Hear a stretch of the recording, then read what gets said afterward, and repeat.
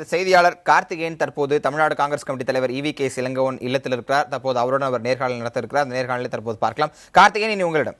நிச்சயமாக செம்மல், தமிழ்நாடு காங்கிரஸ் கமிட்டி தலைவராக நியமனம் செய்யப்பட்ட EVK இளங்கோவன் வீட்டில் நாம் இருக்கிறோம். அவரோடு பேசலாம். நிச்சயமாக செம்மல் கேட்கிறது. சார், நீங்கள் காங்கிரஸ் கமிட்டி தலைவராக நியமனம் செய்யப்பட்டிருக்கிறீர்கள். முதலில் வாழ்த்துக்கள். இப்போது இருக்கிற சூழ்நிலையில் உங்களுக்கு இருக்கிற சவால்கள் என்னவா நீங்க நினைக்கிறீங்க? கட்சி தொண்டர்களை எப்படி அரவணைக்க போறீங்க? உங்களுக்கு இருக்கிற முக்கியமான பணிகளை நீங்க என்ன நினைக்கிறீங்க? புதிய தலைமுறைக்கு என்னுடைய நன்றிகளை தெரிவித்துக் கொள்கின்றேன். என்னை பொறுத்தவரையில் காங்கிரஸ் தலைவராக அறுவை தலைவி சோனியா காந்தி அவர்களாலும் ராகுல் காந்தி அவர்களாலும் அறிவிக்கப்பட்டிருக்கின்றேன். நாளை தான் நான் என்னுடைய பதவி ஏற்பு என்பது நாளை 10 மணிக்கு நடைபெற இருக்கின்றது. முன்னாள் தலைவர் ஞானதேசிகனுடைய முன்னிலையில் அந்த நிகழ்ச்சி நடைபெற இருக்கின்றது. ஆகவே என்னை பொறுத்தவரையில் நாளை தான் நான் அதிகாரப்பூர்வமான தலைவராக தமிழ்நாடு காங்கிரஸ் கமிட்டிக்கு செயல்பட ஆரம்பிப்பேன். ஆகவே நாளை நான் என்னுடைய கருத்துக்களை சொல்ல இருக்கின்றேன். இன்றைக்கு பொறுத்தவரையில் நான் ஏற்கனவே காங்கிரஸில் இருக்கின்ற பெரிய தலைவர்களான வாசன் அவர்களை சந்தித்திருக்கின்றேன். மற்றொரு பெரிய தலைவரான சிதம்பரம் அவர்களை இன்று மாலை சந்திக்க இருக்கின்றேன்.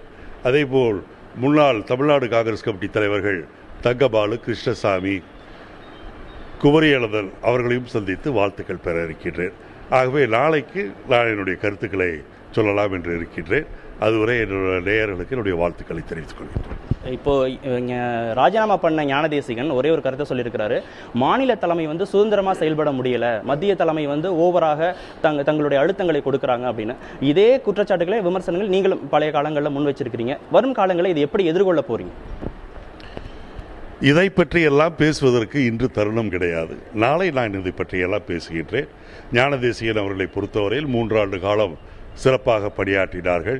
என்னை பொறுத்தவரையில் நானும் அவரோடு முழு ஒத்துழைப்பு கொடுத்ததால் கட்சி பணியாற்றினேன். நாளை அவர் முன்னிலையில் பதவியேற்க இருக்கின்றேன். அதற்கு பிறகு என்னுடைய கருத்துக்களை சொல்ல. இறுதியாக ஒரே ஒரு கேள்வி. ஏற்கனவே நீங்க பொறுப்பு வகித்த காலகட்டத்தில் தான் வாசனுடைய தமிழ் மாநில காங்கிரஸ் கட்சியோட இணைத்த ஒரு தருணத்தை உருவாக்குனீங்க. இப்ப நீங்க உங்களுடைய காலத்திலேயே அது பிரிந்து போவதற்கான ஒரு சூழல், புதிதாக உருவாவதற்கான ஒரு சூழல் இருக்கிறது. எப்படி பாக்குறீங்க? பிரிந்து போவதை செய்யாமல், அந்த நிகழ்வு நடக்காமல் இருப்பதற்கான முயற்சிகளை நீங்க மேற்கொள்வீங்களா?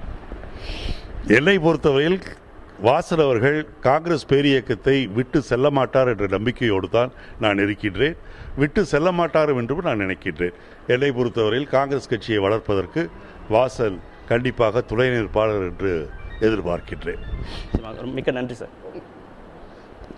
செம்மல், திரு EVK இளங்கோவன் கருத்துப்படி வாசன் காங்கிரஸை விட்டு நிச்சயமாக வெளியே செல்ல மாட்டார் என்றும், கட்சிகளை பலப்படுத்துவதற்கு தேவையான அனைத்து விதமான நடவடிக்கைகளையும் தம்மால் இயன்ற அளவு எடுக்க முடியும் அப்படிங்கிற கருத்தையும் பதிவு செஞ்சிருக்கிறார். செம்மல், நன்றி கார்த்திகேயன். EVK இளங்கோவனுடைய பதவி, அவர் தமிழ்நாடு காங்கிரஸ் கமிட்டி தலைவராக பதவியேற்ற பிறகு அவர் அளிக்கக்கூடிய முதல் தொலைக்காட்சி பிரத்யேக பேட்டி இது. பல்வேறு விஷயங்களை அவர் சொல்லியிருக்கிறார். இப்போ இருக்கிற அந்த கரண்ட் டெவலப்மெண்ட்ஸ் பற்றியும் அவரோட கருத்தை அவர் பதிவு செஞ்சிருக்கிறார். இதுவே முதல் கருத்தாக இருக்கும் நாம் எடுத்துக்கொள்வோம். உங்கள் தகவலுக்கு நன்றி.